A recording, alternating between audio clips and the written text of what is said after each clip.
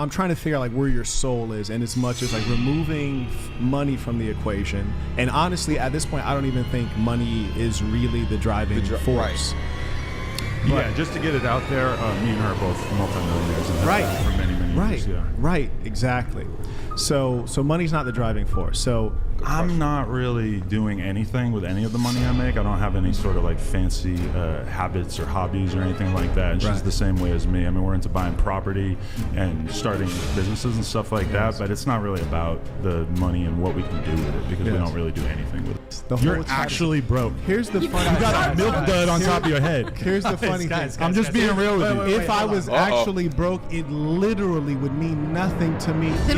Why did you do an NFT scam on your fans for like $400?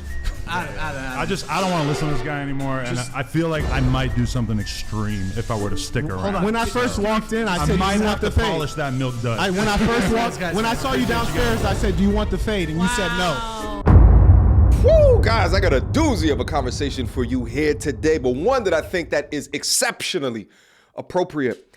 Adam22, the man who enjoys renting out his wife for the world to see, recently had a rage quit situation on the Whatever podcast at the hands of another creator who goes by the name of Saint and the Sinner. Now, what you guys are gonna watch right now in real time is a clash of ideologies.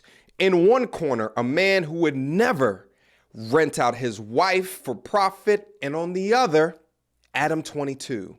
Without further ado, so on this podcast, the host Brian starts off with introductions, including their relationship status. Let's watch Adam explain his. I've been married for about 6 months. I've been in a relationship for about 7 years, and we are monogamous off camera, but we are open on camera.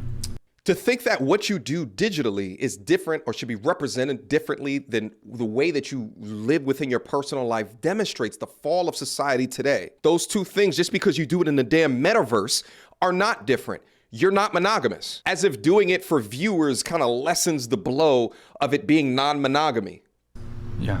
So, recently, and what does that mean, she said?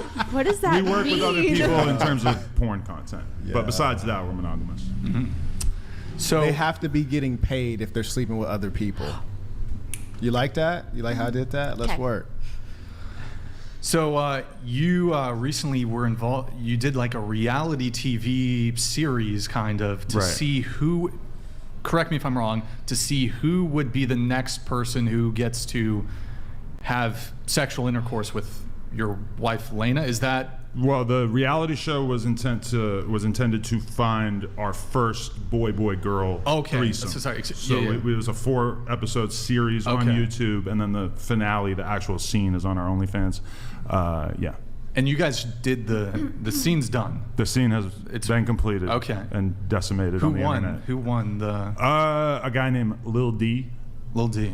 24-year-old gentleman from Harlem. Is he a rapper? Or? Adam writes, can't believe the world gets to see me bang my wife with another dude tonight on OnlyFans. The person who's gonna my wife is Lil D. Stop playing with me. Look at him laughing. Oh, this is so crazy. Should we go upstairs right now? I'm with it. I don't give a Wow. Let's do it. Boy, the things I'm gonna do to you. Oh, I'm excited. This is gonna be the night of your hey, we're not on camera yet. Okay. Wait, hold up, my bad. He just won. Let him touch it. I gotta be the husband of the year. Let me tell you, I am the one. On the block all day with my wife and the dude I just banged her with. It's crazy to think how much of a flex that this is not, but he apparently is turning it into that because being a cuck is a kink to him. Apparently. Previously, there was this big thing where with Lena and Jason Love. Right. That was a big thing. That was her first time sleeping with another guy in 7 years of us being together, and she did that on camera. That was her first ever scene with somebody besides me. And are you guys thinking of like continuing this trend, or like how do you feel about it? Because I've seen like some clips where you've kind of been like cool with it, but then others where you're kind of like, oh man, I don't know how I feel about it. Or I mean, I was a little bit conflicted when she actually shot the scene with the other guy, just in the sense that, you know, she's going off and filming something with somebody else. I'm not there.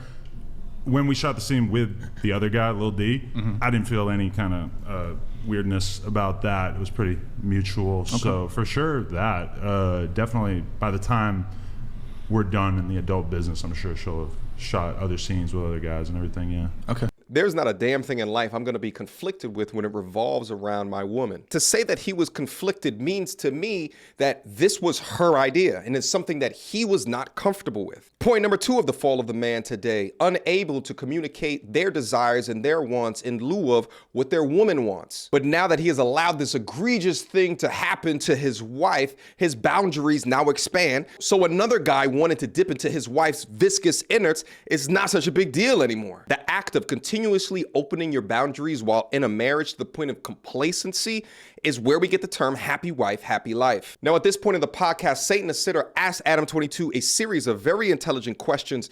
Pay attention, pay close attention to Adam's answers. Gotcha. Can I ask Adam a question? Absolutely. Thank you. Yeah.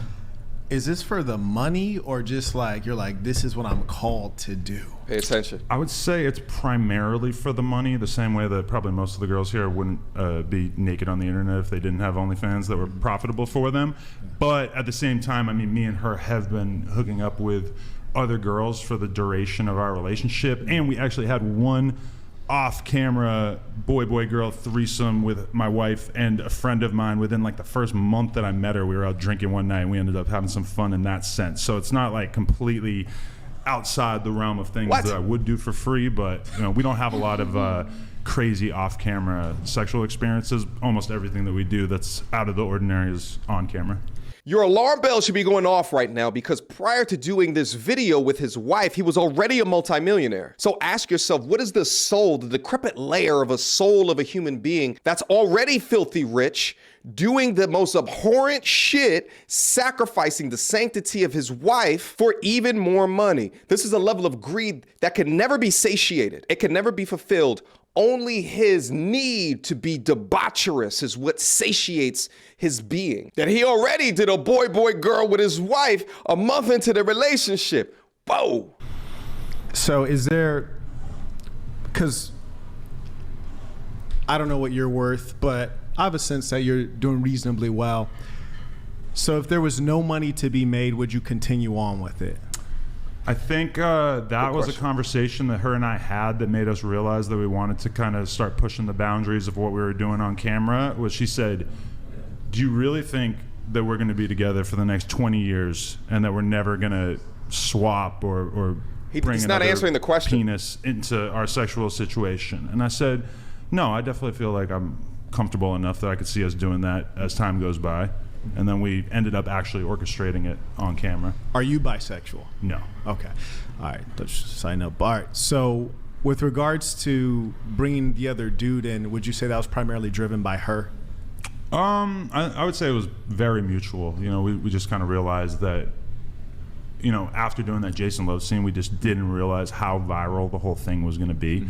And so we kind of got set on the path of thinking about how we could take it to the next level, because it ended up being like by far the most viral thing that any of us had ever been involved with. So at that moment we kind of realized like, oh, this is kind of our thing now. We have to sort of push at the edges of our conventional relationship, and the people will be incapable. Bruh. Right. Well, I mean, Ain't mostly not conventional, bro. well, I mean, we sleep with other girls, but off camera our relationship is entirely traditional. Crazy.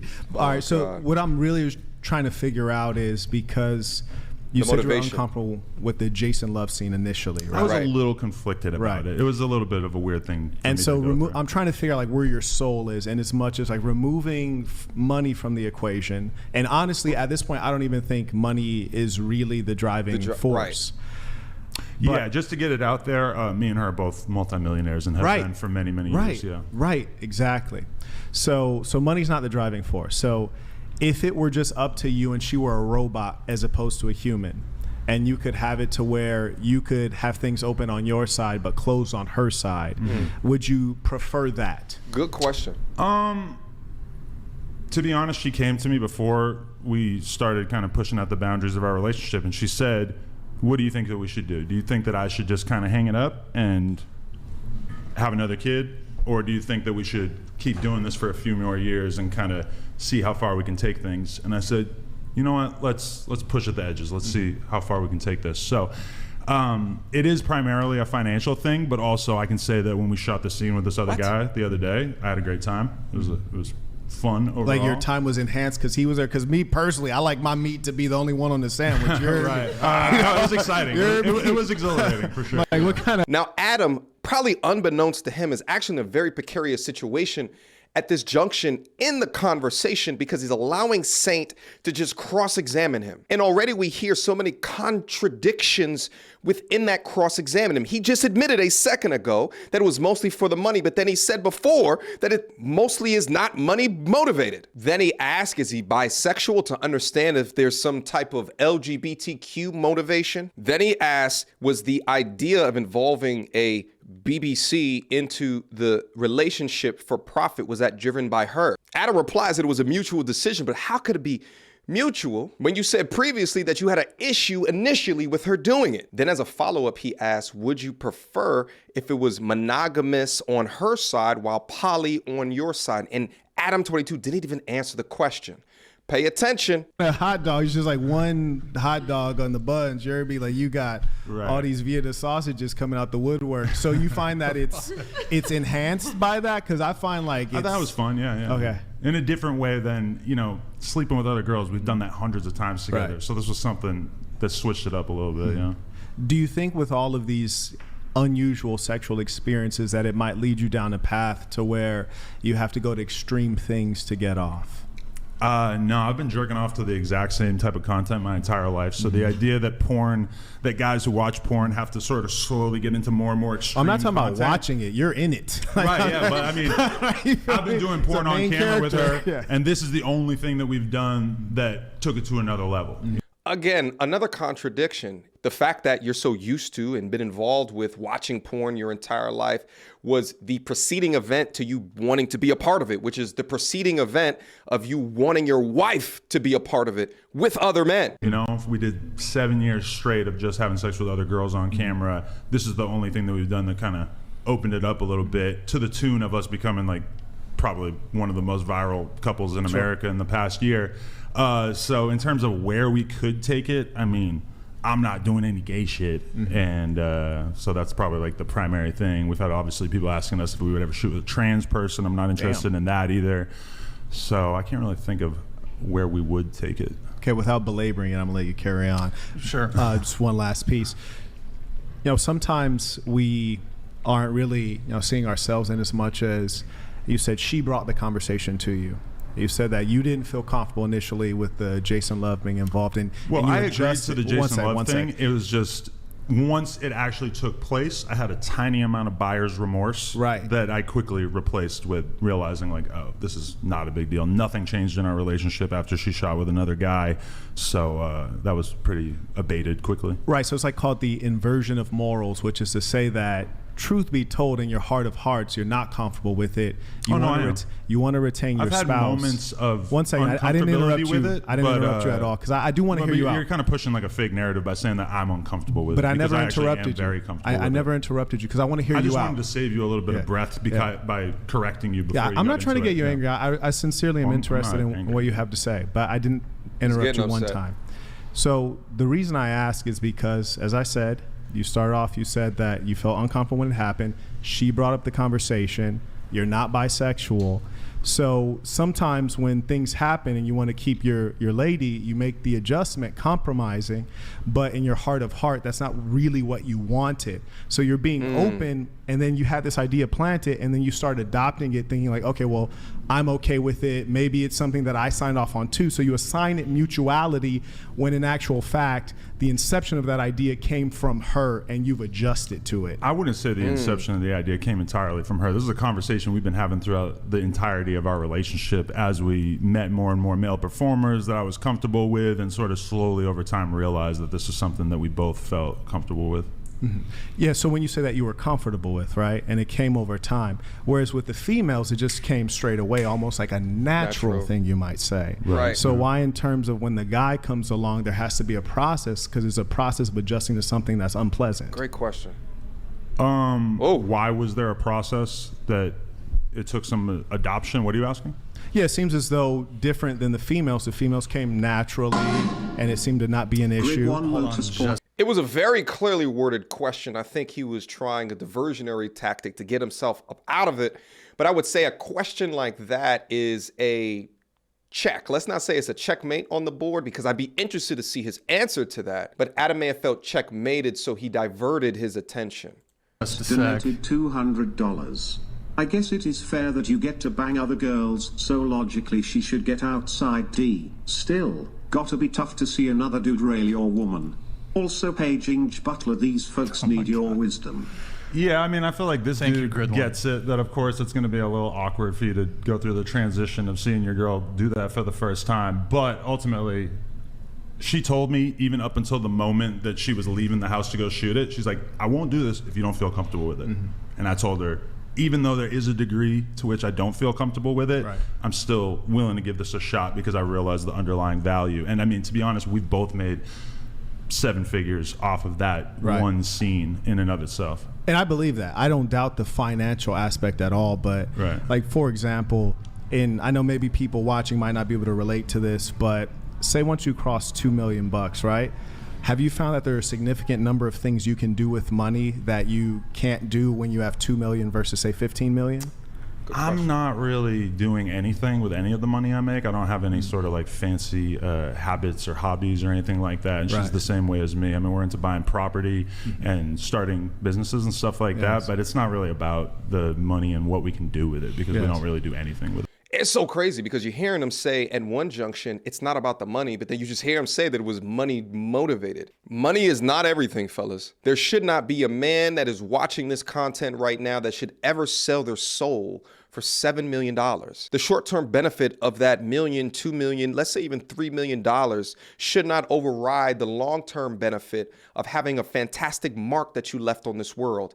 A legacy that is worth communicating to your children and your grandchildren about. There's not a man that watches this platform that should be that damn cheap and easy. Right, so when you say there was an underlying value, probably just money primarily, but then also I think you guys, all right, wait, go ahead. Let one of them talk. Sexual I think that's a checkmate. That's a checkmate right there. That's a checkmate. Let one of them. Morals over money at the end of the day, gentlemen. Don't become like Adam, who's a fake happy demon. So anyway, you see kind of the dynamic. The saint and the sinner is asking these questions from a morality, motivation perspective, while Adam22 was backed into a corner, one of which logic is just not his strong suit. Let's actually fast forward to the rage quit later in the conversation. I'll say it's about 30 or so minutes later, so we can see what ticked Adam off to get him to walk out. Here's the point. You're currently a cocktail server, which consists of, hey, I'll have a Jack and Coke. Okay. And then you walk away, tell someone else Jack and Coke. They hand you a Jack and Coke. You come back and bring it back to me and hope that I would give you a good tip. That's your skill set. And what about it? It's a hard work. And what about it? It's a hard work. And what about it? Yeah, there is no skill set is the point, which is to say, if I took your brain, and placed your brain into a man's body, you would be in poverty. You caught me. Because you're brainless. Carrying on. You're right, yeah. I'm just good for nothing. Yep, you caught me. No, you are good for something. That's why you have OnlyFans. And that's my point, is that that's what you're good for. And I'm not trying to be rude, but it's just that I think you are trying to be rude. No, I'm just being honest. No, I mean, being honest on what? I mean, do you even know who I am as a person? I mean, before like throwing these insults that I'm just this brain dead fucking woman who has nothing to offer? I think we should avoid ad hominem. But is it ad hominem when you actually, there were some, but brainless might be a little. Do you even know me? Like, you don't even, and you're only calling me brainless because I'm the only one responding to you. Do you think you know what I think has him a little bit upset? Just so you know, every girl sitting on this side of the table earns more money than him. Yeah. Stop. He's an imposter. He's been outed in the past. And he's mad about it. He basically LARPs as a rich guy on the internet. Now, just to give a little bit of context, Saint was going back and forth with the young lady who I believe has an OnlyFans or some degree of sex work, and was talking to her regarding her relative worth or utility on the planet. As to say is that if you take your skill set and if you were to become a man, well, you wouldn't be worth much to this world. Adam interjects because this is an attack to Adam as well, because he's into S work as well. I was absolutely on poor. It behalf would mean of nothing. all the girls, it would mean nothing. I think we all are in kind of an That's agreement that amazing. we don't really want to sit here and listen to someone who's basically a scam artist tell us what's wrong with our Yeah, lives. This is amazing. What do you do So for I'm work? kind How do you of make on the money? edge of What do you do walking for out, work? Brian. I'm gonna be totally What do real. you do for work? And I'm not walking out on like a What do you do for climate work? level. What I do you do just for don't work? No, what really do you want to do for listen to a work? scam artist tell me what's so What do you wrong do with for our work? Google my lifestyles, name. right? You can Google I don't my fucking name know who right you now. are. You can Google my name. If you right Google now. his Does anyone name, know this guy's name? you'll be And I heard- exhilarated. I hurt your feelings earlier, and You didn't hurt my I feelings did at hurt all. your It's just you're feelings trying earlier. to And do the this whole chat moral is hurting your superiority feelings. thing, and it's not The working whole because chat is you're hurting broke. your feelings. The You're whole chat is- actually broke. Here's the funny. You got a milk dud on top of your head. Here's the funny thing. I'm just being real with you. If I was actually broke, it literally would mean nothing to me. Then what's up? Then prove Why it. did you If do I an still NFT had a scam phone- on your fans for Look, like if I still $400? Silliness. see. Checkmate. Silliness. This guy's a scammer.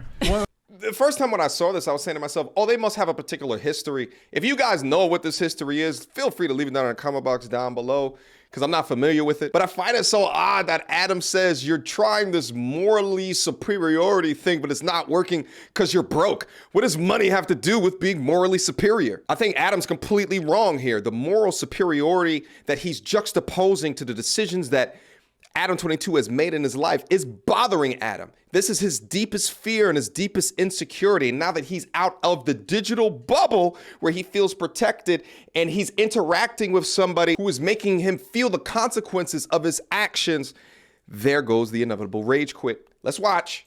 So, Is that his job as I being an actual think scammer? I'm going to leave, and if any girls want to leave with me, I'd be happy to take you with me. Trying to pull girls with him. He's rage quitting. It's not a rage quit. It's just quitting. you're not on the level He's of rage me quitting. or in the any fight, of in these the- girls. no, here. I Rage quit. quitting. Guys, hold on. Let's just take a little I pause didn't mean to here. make him I rage think quit. I'm done, No, Brian. Adam. I don't want to listen to this guy anymore, and I feel like I might do something extreme if I were to stick around. on. When I first walked in, I I said, "Do might you have want to the fade?" polish that milk dud. When I first walked, guys, when I saw you appreciate you downstairs, guys. I said, "Do you want the fade?" And you said no. Wow. Okay. See what you When I fucking first did? walked in, I said, "Do you want Thanks the a fade?" lot. You said no. We could have took care of that before the show started. Do you guys have like some pre-existing beef or something? Listen, Can we switch Adam? when What if I we came in, kick this when guy I out came in instead? downstairs, the first thing I said when I saw him, I said, "Do you need that fade?" And he said, "No, it's just content." Oh, I didn't know you guys had like. Yeah, as soon as Yeah. I walked up, They I must said, have- "Do you need that fade?" And he said, "No, it's Can just we grab content." this guy? Oh, but I mean, like, did you guys have like a previous? Yeah, wait, because I what's went that? on No Jumper. He waited until I left the state of California, and then he started talking crazy. And I said, if you had an issue with Marquette Devon Burton, you could have said that to me when I was right there in your studio. Like, you don't have to wait until I did leave. you do an episode with him? I don't listen. I was like, you don't have to wait I until don't- I leave. I don't know. And then he DM'd me on Instagram like, hey, bro, we got to like do a show when you come back. It's like, Wait, you're phony.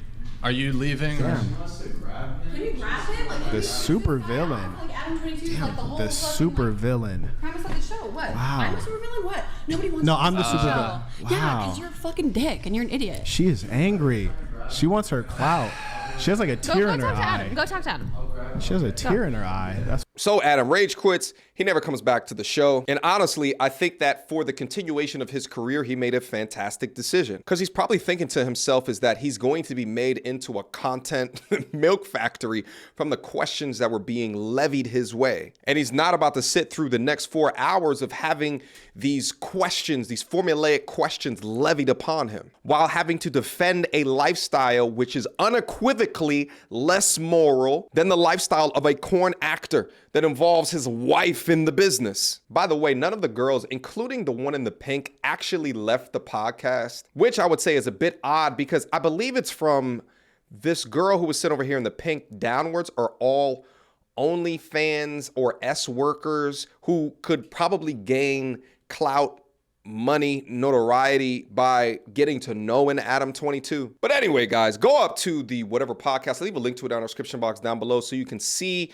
the kind of the conversation and the back and forth. I think it was also a tall tale sign while Adam22 was still in the building, how he just looked like a lost puppy throughout the conversation, not knowing what to do, not knowing what to say. But I think essentially you can sum up this bout as Adam22, while being richer or having more clout and more status, doesn't mean shit because he's gotten there through monetizing degeneracy. Whereas Saint, and I don't personally know the guy, but I'm taking a guess here and thinking that he doesn't sacrifice his morality for the bag. And he has an issue with the way Adam conducts himself through that.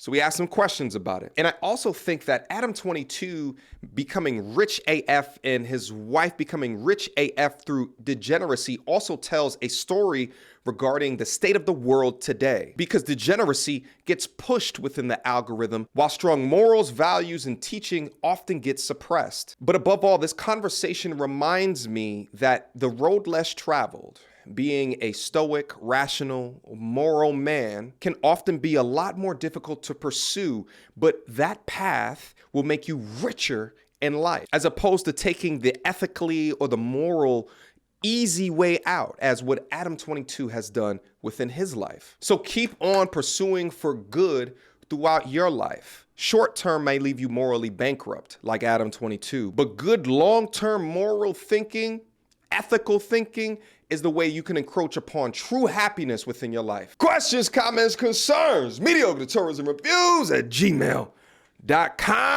Fantastic conversation. I love going over these kind of back and forth discussion-based conversations. And it actually reminds me back to the channel back in like 2020, 2021, where I used to go over conversations like this all the time. Guys, if you like this type of content, let me know down in the comment box down below if you want me to go through more conversations like this. And I'll see you guys soon. Until next time, YouTube, peace.